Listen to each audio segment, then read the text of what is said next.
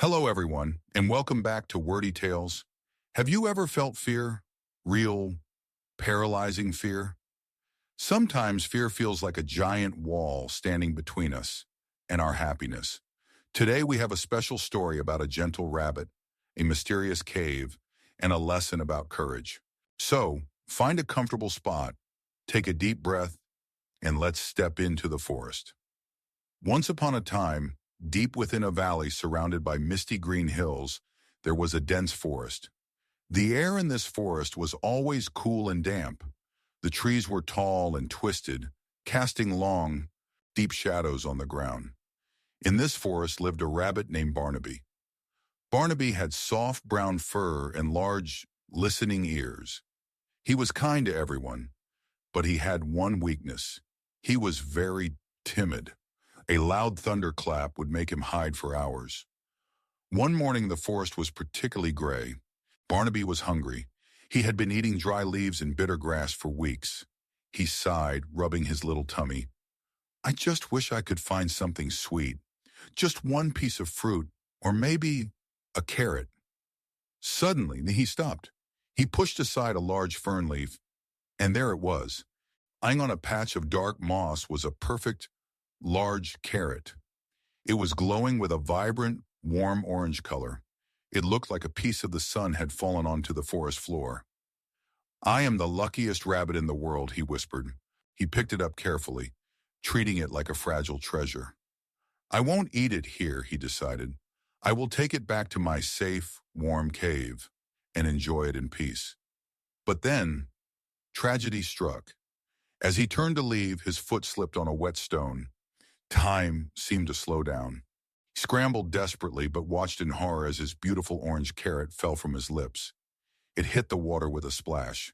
No! Barnaby cried out. Come back! He chased the splash of orange as it bobbed up and down in the dark water. But the current was too strong.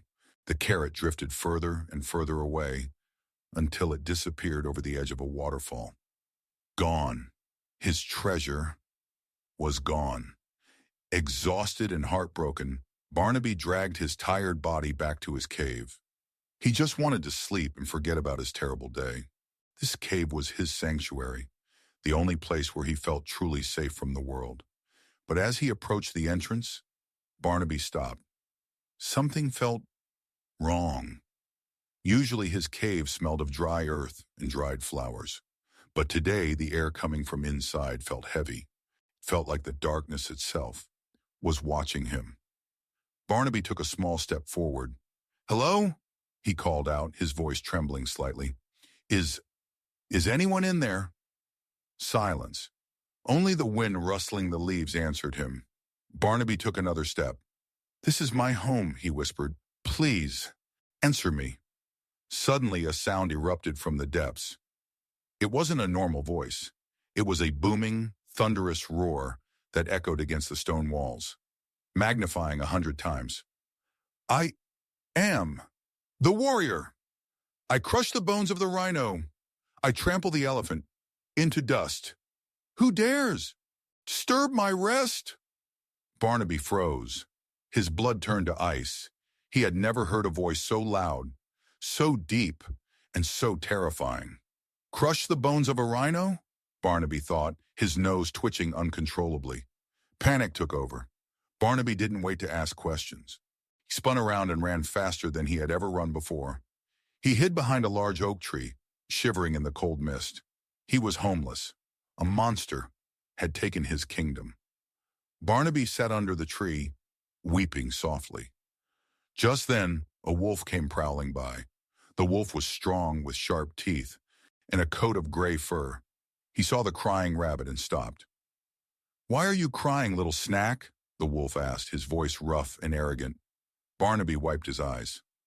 Oh, Mr. Wolf, please help me. A terrible monster has taken over my cave. It says it can crush rhinos and elephants. The wolf laughed. It was a cold, harsh laugh. A monster? In this part of the forest? Impossible. I am the apex predator here. I fear nothing. Watch and learn. Little rabbit. The wolf marched confidently to the cave entrance. He puffed out his chest, showing off his strength. "Come out," the wolf barked. "I am the wolf, the hunter of this forest. Leave this cave now, or I will tear you apart." For a moment, there was silence. Then the echo returned, deeper and darker than before. "You are nothing to me, little dog. I break the earth with my steps. I will grind you to dust." The sound vibrated through the ground. The wolf's confidence vanished instantly. His ears went flat against his head, his tail tucked between his legs. It sounds enormous," the wolf whispered, his eyes wide with terror. "I cannot fight something that breaks the earth." Without looking back, the wolf turned and fled into the shadows, leaving Barnaby alone again. An hour later, the ground shook. Thump, thump, thump. A massive bear emerged from the trees. He was the strongest animal in the forest. He could snap tree like toothpicks. Barnaby felt a glimmer of hope. "Mr. Bear," Barnaby cried, "please, a monster is in my home. Even the wolf ran away." The bear grunted. "The wolf is a coward. I am a bear. I fear no noise."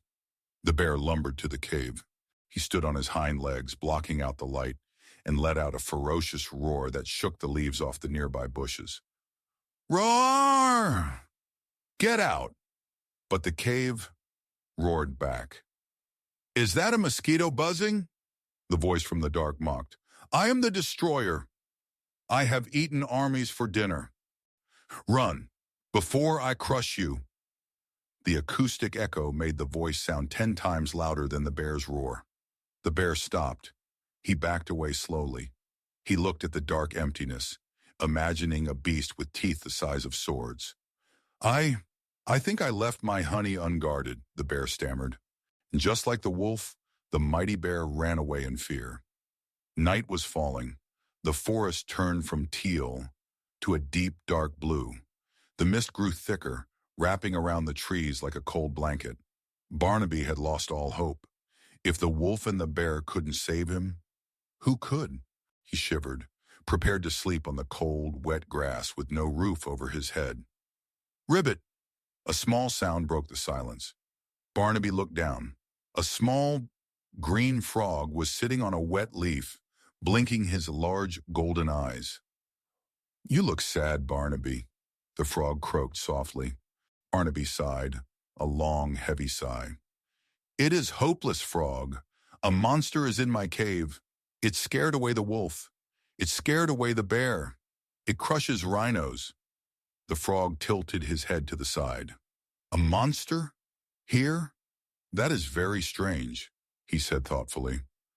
"I know this forest well, have lived by the river and under the rocks. I have never seen a monster." "It is in there," Barnaby pointed a shaking finger to the black entrance. The frog hopped off his leaf. "Well," he said calmly, "curiosity is better than fear. Let's go see." "No," Barnaby shouted. "Don't go. We'll eat you."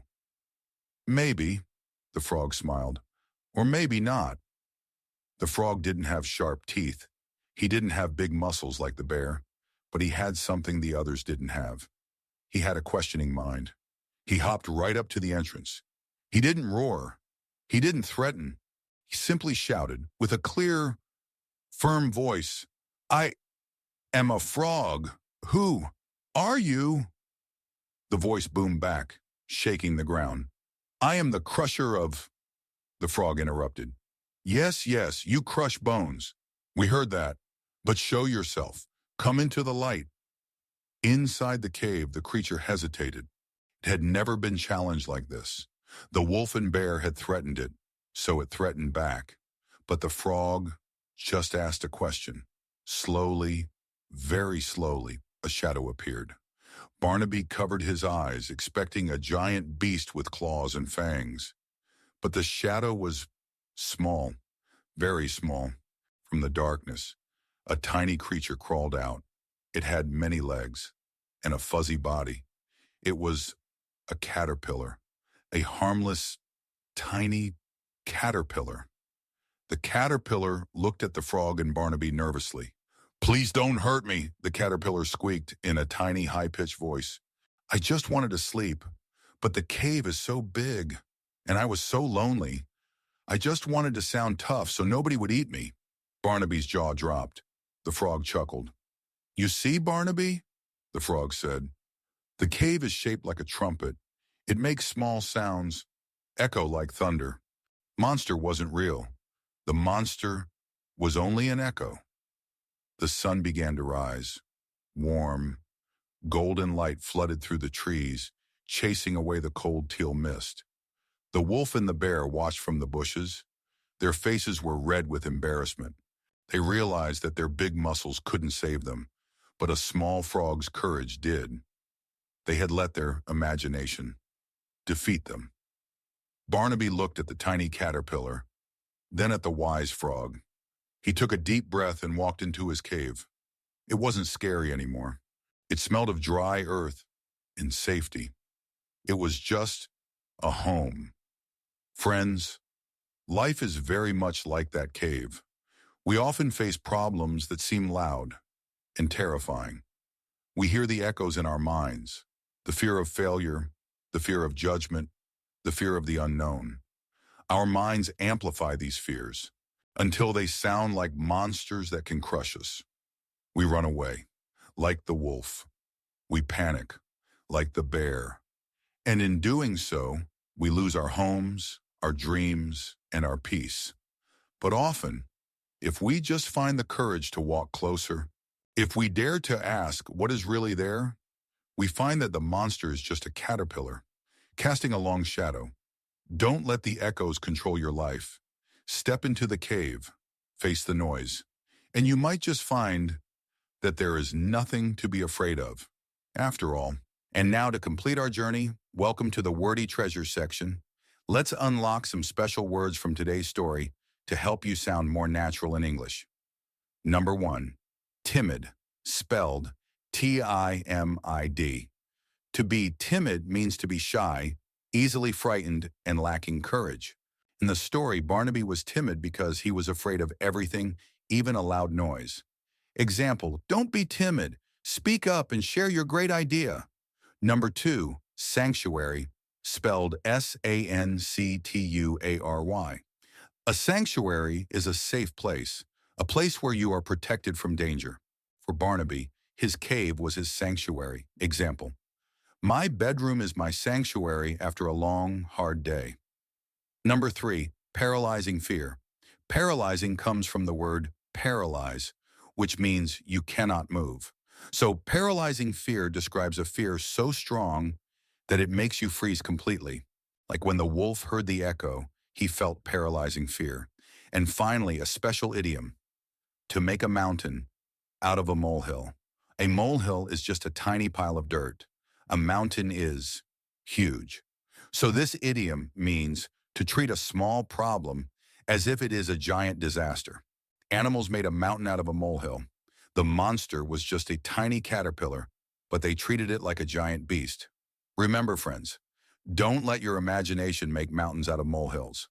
Thank you for learning with Wordy Tales. If this story gave you a little bit of courage today, please like the video and subscribe.